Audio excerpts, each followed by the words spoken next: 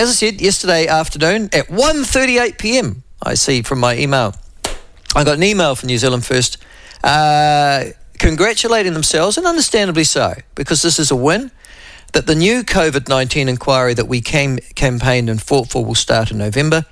The current Royal Commission of Inquiry into the COVID-19 response will be divided into 2 phases. In phase 2, which is really New Zealand First's contribution of the inquiry, will start from November, will be independent, full-scale and public, as we committed to in our coalition agreement. New commissioners will be appointed and revised terms of reference will include, and we'll talk about that in just a second, the Deputy Prime Minister, Leader of New Zealand First, Winston Peters, joins us now. Winston, good morning to you. Good morning. How are you this morning? You must be a bit chipper after this. This is a good win. Well, yes, but I'm seriously brassed off because when you had this inquiry that Labor began 18 months ago, the terms of reference were utterly inadequate, and there were people on it who were thoroughly compromised. We said so then, and we're saying so now, and at least we've got an agreement to have a proper one come November. I guess the things you're brassed off about is the fact that the other one's still carrying on, the secret inquiry with Professor Tony Blakely as its chair, yeah?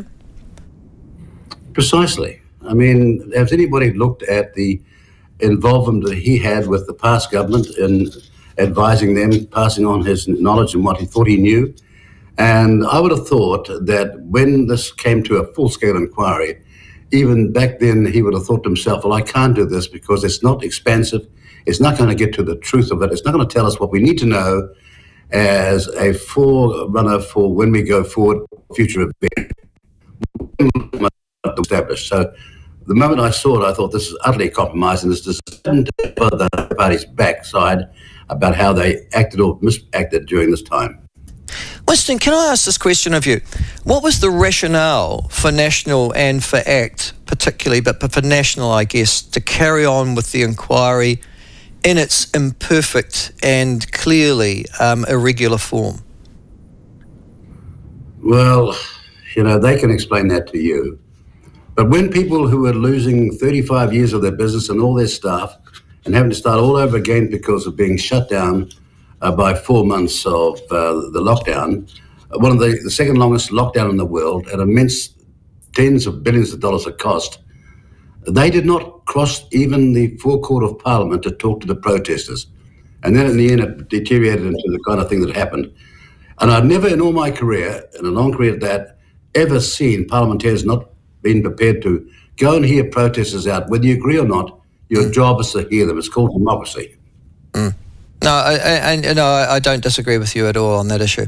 Listen, the inquiry that will report back, the first one that's going to carry on, that's in secret, that's still under the chairmanship of Professor Blakely, what's going to happen to that? Do you know? Does it get published? Does it have any input into the second inquiry that you've set up or established? Well, Michael, you're asking questions that the mainstream media just don't seem to get their head around. That's precisely what we've said. What is going on here, and why we picked up this imperfect, how shall I say, convenient inquiry to suit the former government when the people are screaming out to know what's the truth here. And internationally, it's emerging a lot of evidence to say that there were how shall I say, the COVID vaccine had a purpose, but no one was told of its potential downsides and its effects, and a lot of people have been injured by it. They were entitled to know that, surely. Well, they were entitled to say no too, weren't they? They were entitled not to be made second-class citizens because they made a personal choice about whether or not they wanted to be vaccinated. I would have thought that was a simple freedom that was available to them. Well, you'd have thought so, but you're a Democrat. You understand the principles of democracy and the fundamental things of people's right to say no. That's a critical part of democratic thinking. But this is worse. They were told, if you don't do this, you're going to lose your job. All your income, doesn't matter if you got a mortgage, a wife or a husband or children, you're out, gone. This is vicious. It was fascist in the extreme, in my view. No, well, you know, again, you'll get no disagreement with me on that. So now the new inquiry will start up. The terms of reference, haven't been drawn up yet, although you're obviously going to be looking at the use of vaccine during the pandemic, the social impacts, obviously, of the lockdowns, the economic impacts of disruption to business, whether or not government decision-making followed the rules, and whether or not it was reliant upon good empirical evidence. What sort of, is it for the three of you, National, ACT, and yourself, Winston, as a leader of New Zealand First, to what? Establish who the new commissioners are going to be in the terms of reference? That is still to be defined, is that correct? No. In a speech in Whangarei in the last campaign, it was a wall-to-wall meeting, I set out what we demanded of the terms of reference and of the commissioners. And we never changed. We wrote them into the coalition agreement, and we want the terms of reference to be of that type.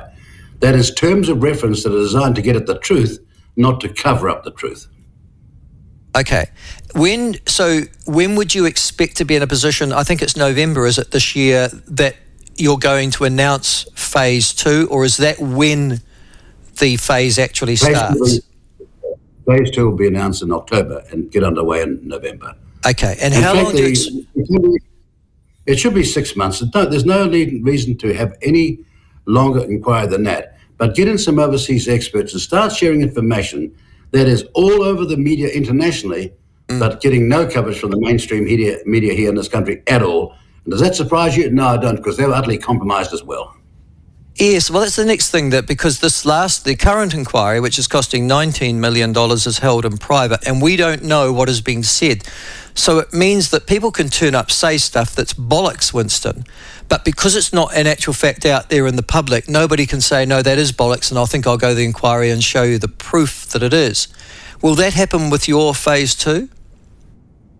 Ours is going to be in public, and people will know what's being said, and people can stand by what they are saying. There'll be difference of opinion, but we're going to have a bit of sunlight shone on this matter, and we'll have the inquiry in the open, and where people can find out on a weekly and daily basis what's being said. Now, the extraordinary thing, Michael, is what on earth's happened to the mainstream media that you're asking all these sort of 101 questions and they can't even think about it? Oh, well, we know that the mainstream media are only interested in opinion, not in fact, Winston. That's become one of the reasons why they are so despised and disregarded these days, unfortunately. Well, Television One last night didn't even bother cover it. Yeah. How could they get away with that? Yeah, I mean, I know. I'll pick up the Post today. This is the Post in Wellington, and I can't find any coverage of it at all. Oh, this is devastating stuff. Yeah, you know? Yeah. No, that's just sort of typical, really. Well, let's be honest about it. They were cheerleaders, Winston, for government policy at the time, so they're as compromised as anybody else I would have expected. Look, they're a malignant virus on our society themselves and the way they're behaving. And I believe in the Fourth Estate. You can recall the speeches we made 35 years ago, Eddie saying, this institution, the Fourth Estate, is critical to the quality of democracy. I wish they'd grasped that to start doing their job.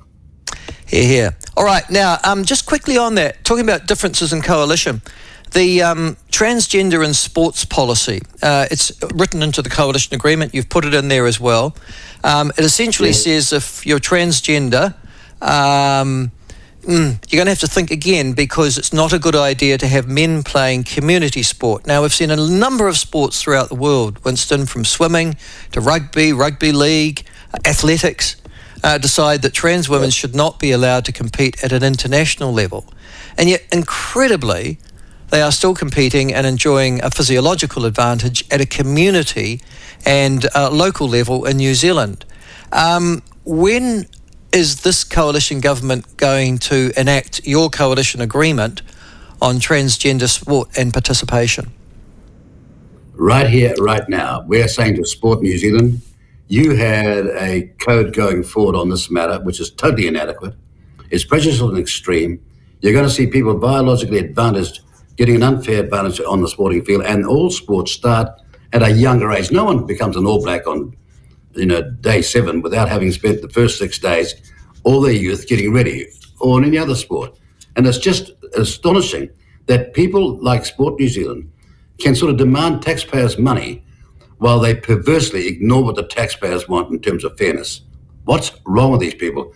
What's their understanding when it comes to the very concept of sport itself?